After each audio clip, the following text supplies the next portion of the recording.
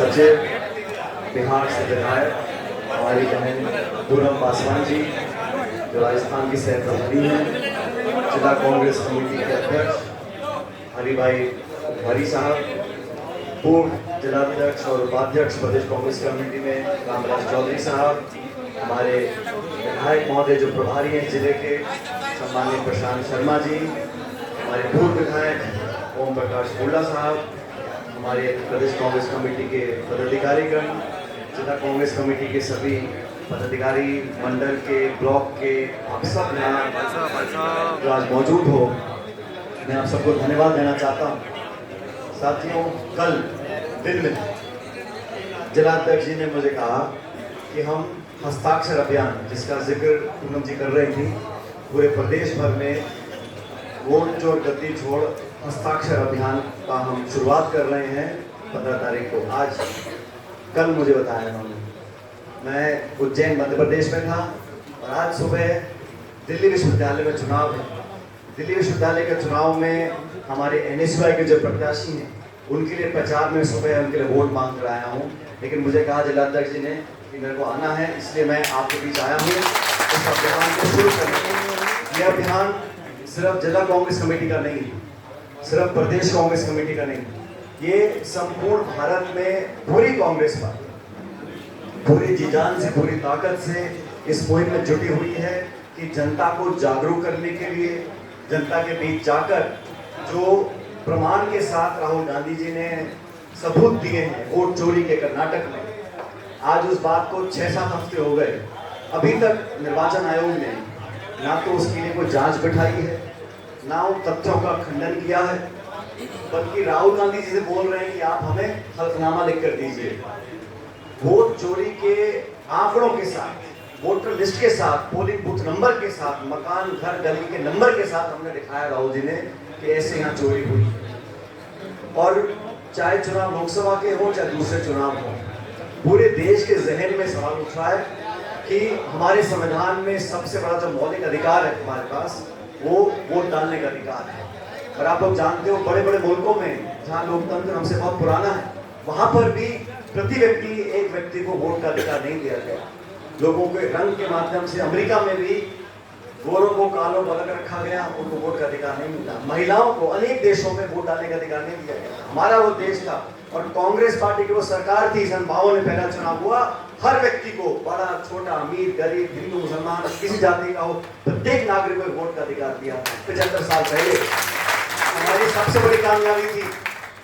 और मुझे खेद होता है, हम देखते हैं देश के आसपास के पड़ोसी मुल्कों के अंदर, चाहे वो पाकिस्तान हो, श्रीलंका हो, नेपाल हो, म्यांमार हो, अफगानिस्तान, हर जगह असंतोष पैदा हो रखा है, क्योंकि वहाँ लोकतंत्र मजबूत नहीं है। जहाँ लोकतंत्र की जड़ें गहरी हैं, वहाँ पे इस प्रकार की स्थिति पैदा नहीं होती। और भारत वो देश है जहाँ अलग अलग विचारधारा है, अलग अलग पृष्ठभूमि है, अलग अलग दल हैं, अलग अलग सरकारें बनती हैं, भाषाएं हैं, रीति रिवाज हैं। हम हारे जीते, लेकिन हमारी आस्था संविधान लोकतंत्र में अटूट है। ये हमारे पूर्वजों का सबसे बड़ा हमको वरदान दिया गया, सबसे बड़ा तोहफा दिया कि हम अपने अधिकार को जानकर समझते हैं। मुझे दुख है आज कि हमारी संवैधानिक संस्थाओं को जानबूझकर उनको खोखला किया जा रहा है। निर्वाचन आयोग किसी दल सरकार के अधीन काम नहीं करता।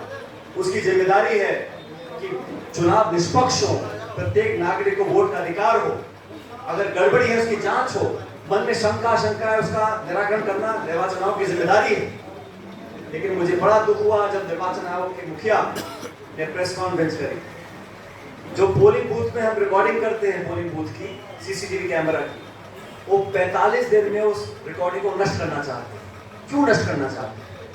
अगर कोर्ट कचहरी सबूत मांगेगी मेरे से, तो सबूत कहां से लेके आऊंगा? निर्वाचन आयोग वो CCTV की फुटेज को डिलीट करना चाहते हैं, समझ से परे। एक मकान में 250 लोग वोटर दिखा रहे हैं, जो जिंदा है तो मरा हुआ दिखा रहे हैं, लाखों लोग के वोट बिहार में काट रहे हैं। अगर हम सवाल पूछते हैं निर्वाचन आयोग से, तो जवाब भाजपा के प्रवक्ता दे रहे हैं। मैंने पहली बार देखा है। भाजपा का क्या निर्णय निर्वाचन आयोग से? निर्वाचन सबका है, एक संस्था है, संवैधानिक संस्था। अगर वहां पर पारदर्शिता नहीं है तो हम लोगों को, हम प्रमुख विपक्षी दल हैं और पूरा इंडिया अलायंस, पूरा विपक्ष, पूरा देश राहुल जी के इस मुद्दे के साथ जुड़ा हुआ है कि देश में हमें ये क्रांति लानी पड़ेगी। अगर जनता का दबाव बनेगा, जनता लक्ष्य लेके खड़ी हो जाएगी, तो कोई भी संस्था हो, कितना बड़ा ताकतवर आदमी हो, उसको जनता की आवाज में हमें झुकना पड़ता है। ये देश की परंपरा है। और मुझे खुशी है कि आज हमारे बीच हमारी बहन पूनम जी मौजूद है। आप विधायक चुनकर आई हैं बिहार से, और राहुल जी ने आपको इस प्रदेश की जिम्मेदारी दी है शहर प्रभारी बनाकर। कठिन परिस्थिति में एक गरीब घर में पैदा होते हुए, दलित परिवार से आते हुए आपने वहाँ मजबूती से जंग लड़ी और जीती। और पूनम जी, ये पूरे यहाँ जो लोग बैठे हैं, जिले के, प्रदेश के, हम सब की दुआएं आपके साथ हैं। आप अगला चुनाव लड़ो और तुम्हारी बहुत मजबूत बनाना, सत्ता परिवर्तन हो, वहाँ पे हमारा गठबंधन की सरकार बने, ऐसा हम सब लोग चाहेंगे।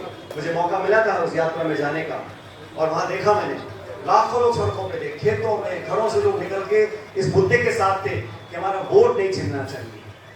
और वोट की लड़ाई वो गरीब नहीं लड़ सकता जिसके पेट में आज अनाज नहीं, जो दो जून की रोटी नहीं कमा पाता, वो अपनी लड़ाई नहीं लड़ पाएगा।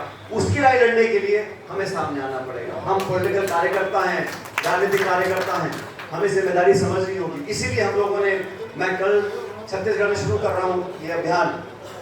17 जिलों में हम लोग जा रहे हैं, 800 किलोमीटर चल रहे हैं। मशाल यात्रा, पद यात्रा, हस्ताक्षर अभियान, जनसभाएं, लोगों को जाकर बताने कि ये हो रहा है। और हम ये नहीं कह रहे किसी आरोप लगा दिया, अरे जांच तो करा दो। अगर राहुल गांधी ने कुछ तथ्य रखे देश के सामने, कोई छुपा के बंद कमरे में नहीं दिए, पूरे देश को दिखाया ये हाल है, ये यहाँ पर वोट की चोरी हो रही है, उसको रोकने के लिए कोई जांच नहीं, किसी भी कार्रवाई नहीं, कोई कठोर कदम नहीं, उल्टा विपक्ष को डांट रहे थे।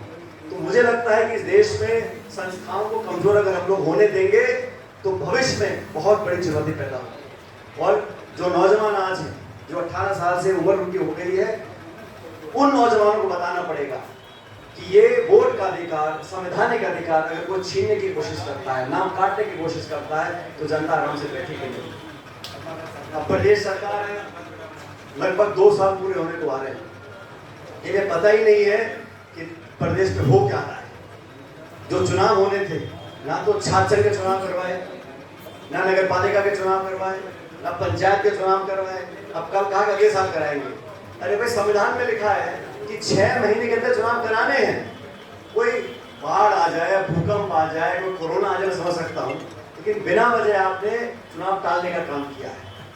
तो ये सरकार ना तो जनता के हितों के लिए काम कर रही है, ना इसको संविधान की परवाह है, ना इसको परंपराओं की चिंता है। इसलिए सरकार में भी विकास में देख रहा था,